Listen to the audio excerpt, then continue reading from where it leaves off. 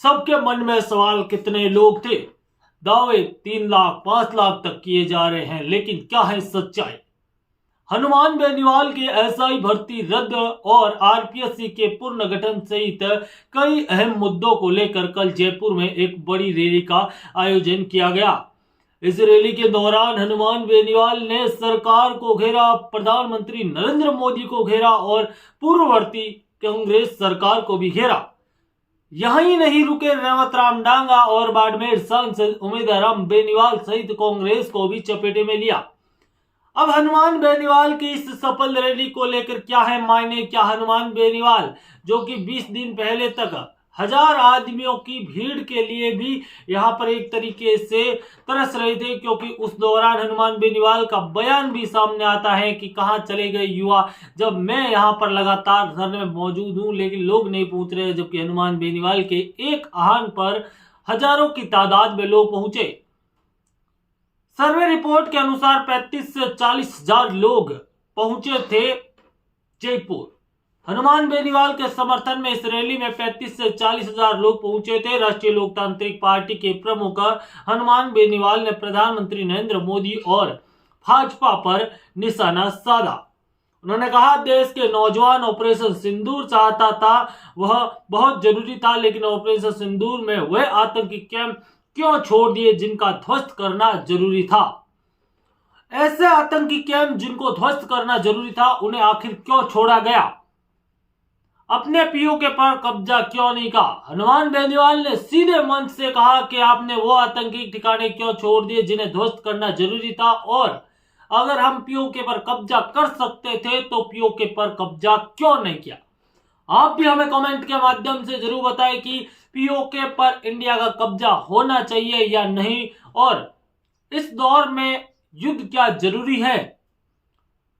आज हम देखते हैं रूस और यूक्रेन के मध्य 2 वर्षों से लगातार युद्ध जारी है, हालांकि उसका कोई समाधान नहीं निकल रहा है, और यूक्रेन और रूस के भी हालात सख्ता है, चाहे दुनिया को ना दिखाए, लेकिन कहीं ना कहीं रूस को भी इस युद्ध से कई तरीके के नुकसान का सामना करना पड़ता है। खासतौर पर अगर युद्ध छिड़ता है तो सीमावर्ती एरियो के लिए भारी पड़ सकता है। जब हमने पिछले दिनों देखा मॉर्कआउट हुआ, मॉक ड्रिल हुआ, इसके अलावा ब्लैकआउट हुआ, ऐसे कई अहम जो पॉइंट थे, उससे हम चाहते हैं युद्ध नहीं हो, शांतिपूर्वक बातचीत हो। अगर पाकिस्तान अपने इरादों पर अडिग रहता है, आतंकवादियों का साथ नहीं छोड़ता है, तो युद्ध भी होना चाहिए। पूर्वोत्तर राज्यों के यहाँ पर पूर्वोत्तर के जिले, यहाँ पर पश्चिमी राजस्थान के संपूर्ण जिले और बॉर्डर से सटे हुए जिले आपके साथ हैं। हम हर मुश्किलों में आपके साथ रहेंगे। अब हनुमान बेनीवाल की बात कर लेते हैं। हनुमान बेनीवाल ने जयपुर के मानेसर में युवा आक्रोश रैली को संबोधित करते हुए कहा, प्रधानमंत्री अपनी नाकामी छुपाने के लिए बीकानेर रैली का संदेश दे रहे हो। आपको तो यह भी नहीं पता है कि रहू में यहां पर खून बह रहा है। आपने रंगों में सिंदूर बहा दिया, इससे बड़ा अपमान इस देश का नहीं हो सकता। सिंदूर हमारी सभ्यता का प्रतीक है। माता बहना सिंदूर मिटाना नहीं चाहती। सांसद बेनीवाल की बात करें तो भाजपा पर जातिवाद का लगाया आरोप।